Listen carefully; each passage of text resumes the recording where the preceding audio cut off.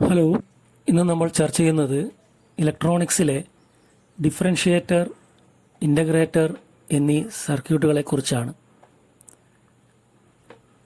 പൊതുവായി ഈ ഡിഫറൻഷ്യേറ്ററും ഇൻ്റഗ്രേറ്ററും wave shaping സർക്യൂട്ടുകളിലാണ് ഉൾപ്പെടുന്നത്.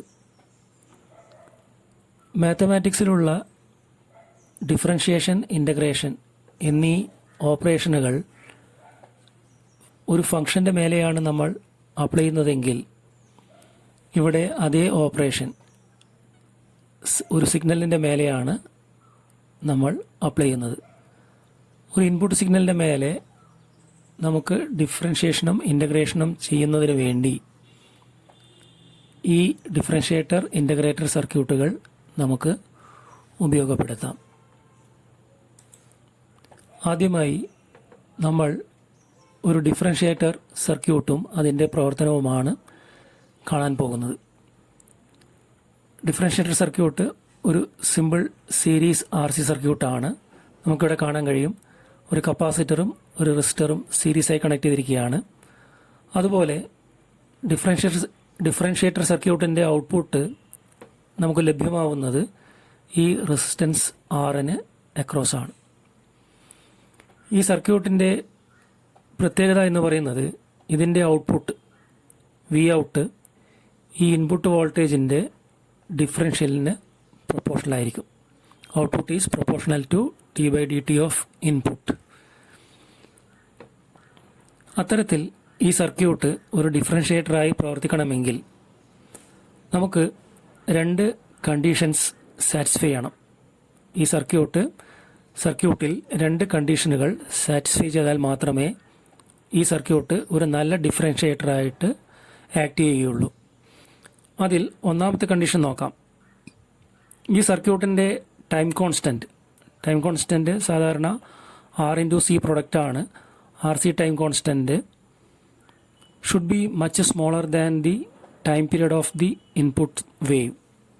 എന്ന് പറഞ്ഞാൽ ഇൻപുട്ട് സിഗ്നലിൻ്റെ ഇവിടെ നമ്മൾ അപ്ലൈ ചെയ്യുന്ന ഇൻപുട്ട് സിഗ്നലിൻ്റെ ടൈം പീരീഡിനെ അപേക്ഷിച്ചിട്ട് ഈ RC product, the value of resistance into the value of capacitance, ആ RC ടൈം കോൺസ്റ്റൻറ്റ് വളരെ വളരെ ചെറുതായിരിക്കണം.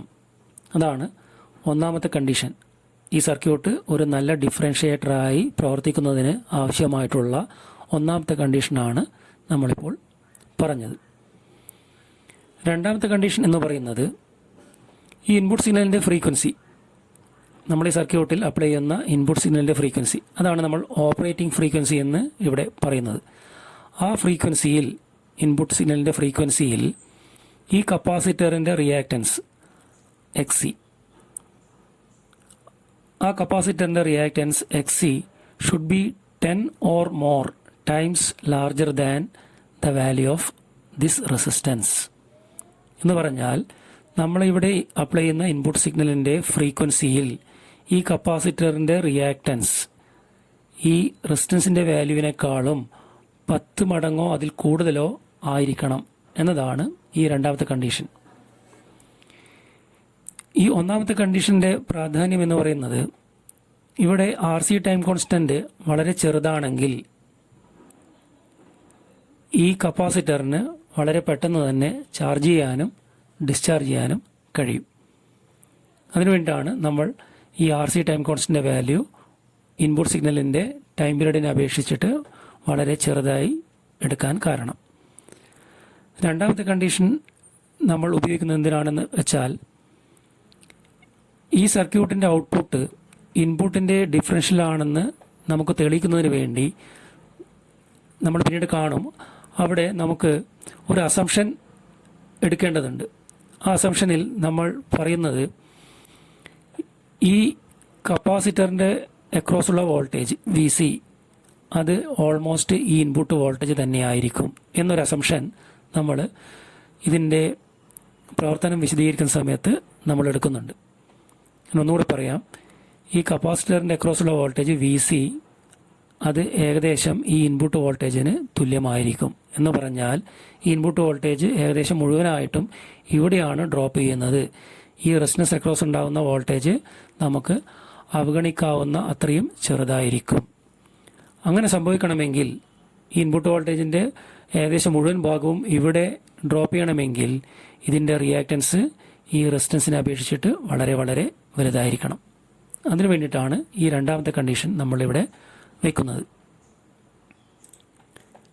ഇനി നമുക്കൊരു മാത്തമാറ്റിക്കൽ അനാലിസിസിലൂടെ ഈ ഡിഫറൻഷ്യേറ്റർ സർക്യൂട്ടിൻ്റെ ഔട്ട്പുട്ട് ഇൻപുട്ടിൻ്റെ ഡിഫറൻഷ്യലിന് പ്രൊപ്പോർഷണൽ ആയിരിക്കും എന്ന് നമുക്ക് പ്രൂവ് ചെയ്യാൻ കഴിയും. അതിനുവേണ്ടി നമ്മളിവിടെ തുടങ്ങുകയാണ്. ആ കപ്പാസിറ്റർ സർക്യൂട്ടിലെ കപ്പാസിറ്ററിൽ ഉണ്ടാവുന്ന ചാർജ് Q = C × VC. ഒരു ബേസിക് ഇക്വേഷനാണ്. ചാർജിൻ്റെ capacitor is equal to capacitance into voltage in the capacitor. VC എന്ന് പറയുന്നത് കപ്പാസിറ്ററിൻ്റെ വോൾട്ടേജാണ്. So Q = C × VC. അതുപോലെ ആ കപ്പാസിറ്ററിലൂടെ ഫ്ലോ ചെയ്യുന്ന കറണ്ട് I, അതിനെ നമുക്ക് എഴുതാൻ പറ്റുന്നത് I = d/dt ഓഫ് ചാർജ് എന്ന് എഴുതാം. കറണ്ട് എന്ന് പറയുന്നത് ഡിഫറൻഷ്യൽ ഓഫ് ചാർജാണ്. So I = d/dt of Q. അതിൽ Qവിനെ നമ്മൾ വീണ്ടും റീറൈറ്റ് ചെയ്യുകയാണെങ്കിൽ it is equal to d/dt of C × VC എന്ന് എഴുതാം. ഇവിടെ C എന്ന് പറയുന്നത് കപ്പാസിറ്ററിൻ്റെ കപ്പാസിറ്റൻസ് ആണ്. അതൊരു കോൺസ്റ്റൻറ്റ് വാല്യൂ ആണ്. അതുകൊണ്ട് നമുക്ക് Cയെ ഡിഫറൻഷ്യലിൻ്റെ പുറത്തേക്ക് കൊണ്ടുവരാൻ കഴിയും.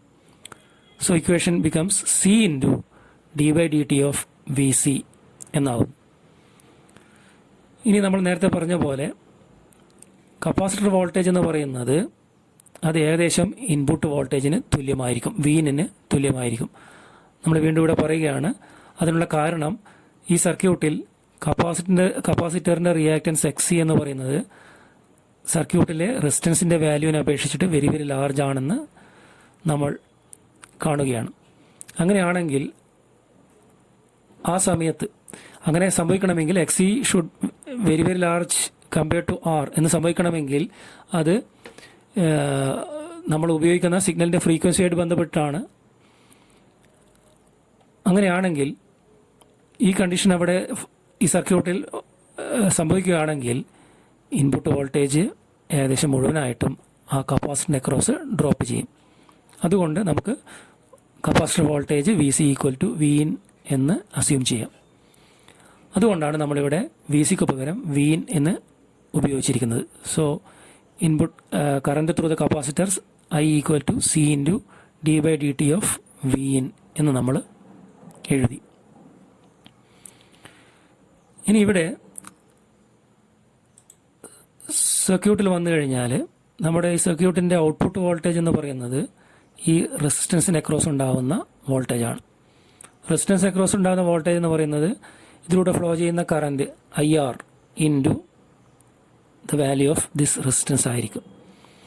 ഇവിടെ നമുക്ക് കാണാൻ കഴിയുന്നത് ഈ കറണ്ട് IR എന്ന് പറയുന്ന കറണ്ട് ഈ കപ്പാസിറ്ററിലൂടെ ഫ്ലോ ചെയ്യുന്ന ICയും രണ്ടും ഒരേ കറണ്ട് തന്നെയായിരിക്കും. ഈ കപ്പാസിറ്ററിലൂടെ പോകുന്ന കറണ്ട് തന്നെയാണ് ഈ റെസിസ്റ്റൻസിലൂടെയും കടന്നു പോകുന്നത്. അതുകൊണ്ട് Vout = R × IR ആണ് നമ്മൾ പറഞ്ഞു. IR എന്ന് പറയുന്നത് ICയും രണ്ടും തുല്യമാണ്. IR = IC തന്നെയാണ്. അതുകൊണ്ട് നമുക്ക് output വോൾട്ടേജിൻ്റെ equation Vout = R × IR ആണ്, അല്ലെങ്കിൽ R × IC ആണ്. ICയുടെ ഇക്വേഷൻ നമ്മൾ നേരത്തെ ഇവിടെ എഴുതി. കപ്പാസിറ്ററിലൂടെ പോകുന്ന കറണ്ടിൻ്റെ equation C × d/dt of Vin ആണ്. നമ്മളത് ഇവിടെ വീണ്ടും കാണിച്ചിട്ടുണ്ട്. അതുകൊണ്ട് Vout = R × IR or it is equal to R × IC. അതുകൊണ്ട് Vout = R × ICക്ക് പകരം നമ്മളത് ഈ എക്സ്പ്രഷൻ ഉപയോഗിക്കുകയാണ്. R × IC എന്നതിന് പകരം R × C × d/dt of Vin എന്ന് എഴുതി. So Vout = R × C × d/dt of Vin. അല്ലെങ്കിൽ ഔട്ട്പുട്ട് വോൾട്ടേജ്, ഈ സർക്യൂട്ടിൻ്റെ ഔട്ട്പുട്ട് വോൾട്ടേജ് ഇൻപുട്ട് വോൾട്ടേജിൻ്റെ ഡിഫറൻഷ്യലിന് പ്രൊപ്പോർഷണൽ ആണെന്ന് നമുക്കിവിടെ കാണാം. ഇത്തരത്തിൽ ഈ ഡിഫറൻഷ്യേറ്റർ സർക്യൂട്ടിൻ്റെ ഔട്ട്പുട്ട് ഇൻപുട്ടിൻ്റെ ഡിഫറൻഷ്യലിന് പ്രൊപ്പോർഷണൽ ആയിരിക്കുമെന്ന് നമ്മൾ ഇവിടെ തെളിയിച്ചു.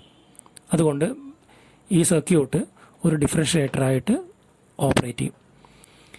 ഇപ്പോൾ ഇവിടെ നമ്മൾ കാണേണ്ട ഒരു കാര്യം, നമ്മൾ ഇൻപുട്ടിൽ അപ്ലൈ ചെയ്യുന്ന സിഗ്നലിൻ്റെ എല്ലാ ഫ്രീക്വൻസിയിലും ഈ സർക്യൂട്ട് നല്ലൊരു ഡിഫറൻഷ്യേറ്ററായിട്ട് മാറുകയില്ല.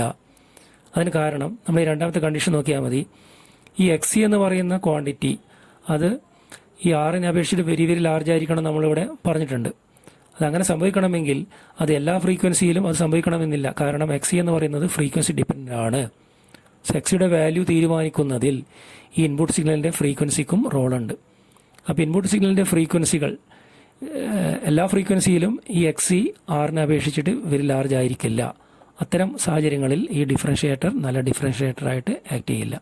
എന്നാൽ എക്സിയുടെ വാല്യൂ ആറിനെ അപേക്ഷിച്ചിട്ട് വെരി വെരി ലാർജ് ആവുന്ന ഫ്രീക്വൻസികളിൽ ഈ സർക്യൂട്ട് നല്ല ഡിഫറൻഷ്യേറ്ററായിട്ട് മാറും.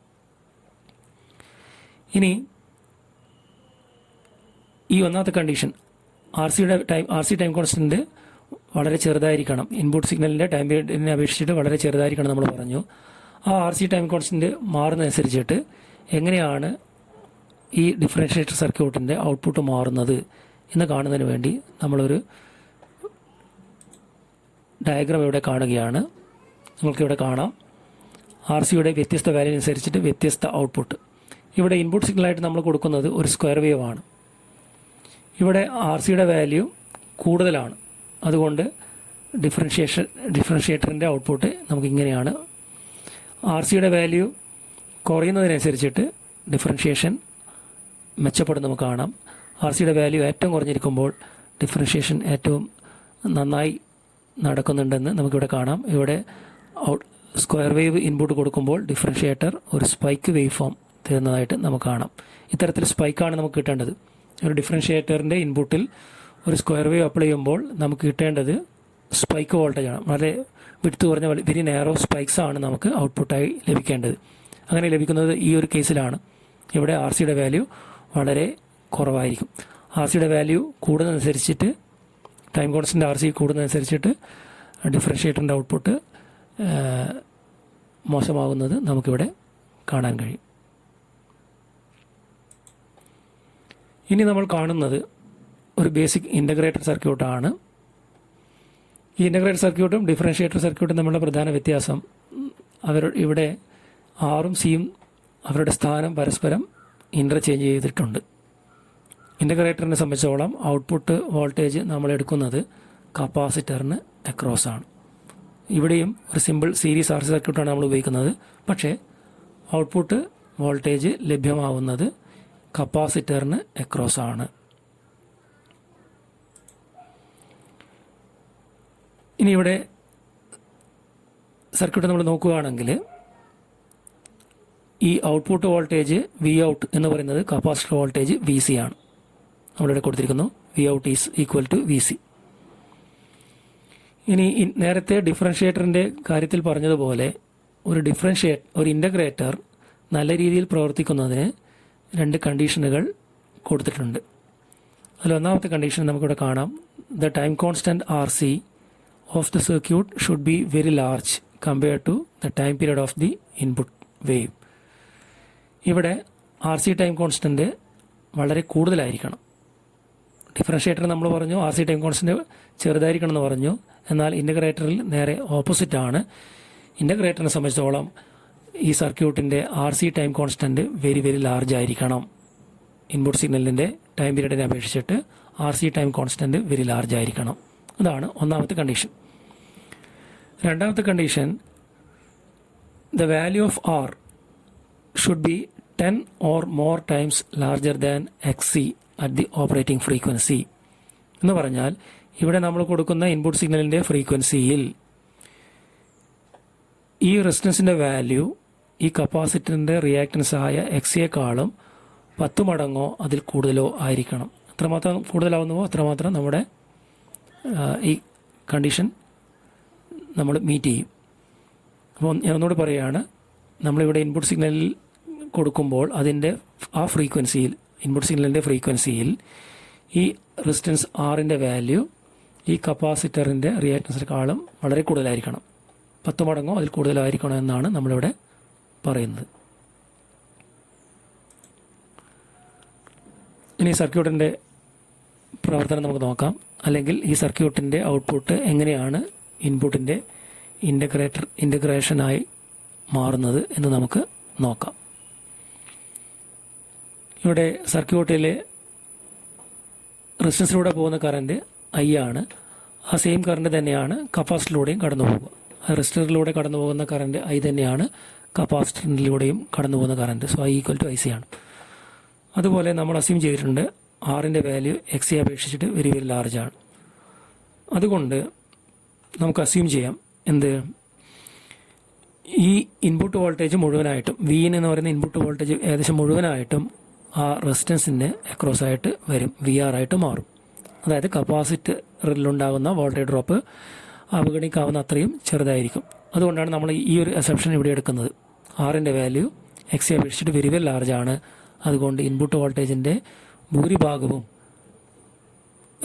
റെസിസ്റ്ററിന് അക്രോസ് ആണ് ഡ്രോപ്പ് ചെയ്യുന്നത്. അതുകൊണ്ട് തന്നെ നമ്മൾ V R equal to approximately equal to, ഇവിടെ V R equal to V in തന്നെ കാണിച്ചിട്ടുണ്ട് നമ്മൾ, V R equal to V in. ഇനി ആ റെസിസ്റ്റൻസിലൂടെ കടന്നു പോകുന്ന കറണ്ട് ഐ എന്ന് പറയുന്നത് വി ആർ ബൈ ആർ ആണ്.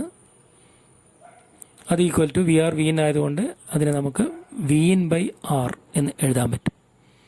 അങ്ങനെയാണെങ്കിൽ ആ current I equal to V in by R equal to V R by R equal to C into D V by D T ആണ്.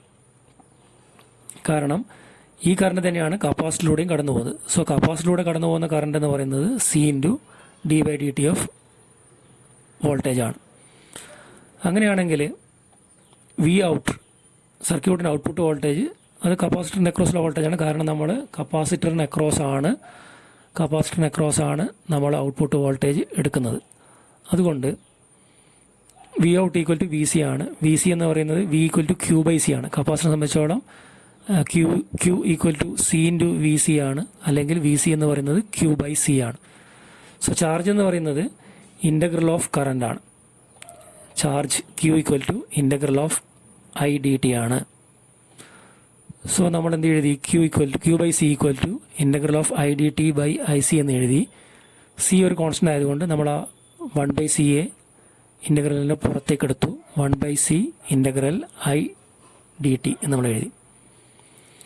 ഇനി output voltage V out equal to 1/c into I എന്ന് പറയുന്നത് V in by R ആണെന്ന് നമ്മളിവിടെ നേരത്തെ എഴുതി വെച്ചിട്ടുണ്ട്. So 1/c integral of V in by R D T.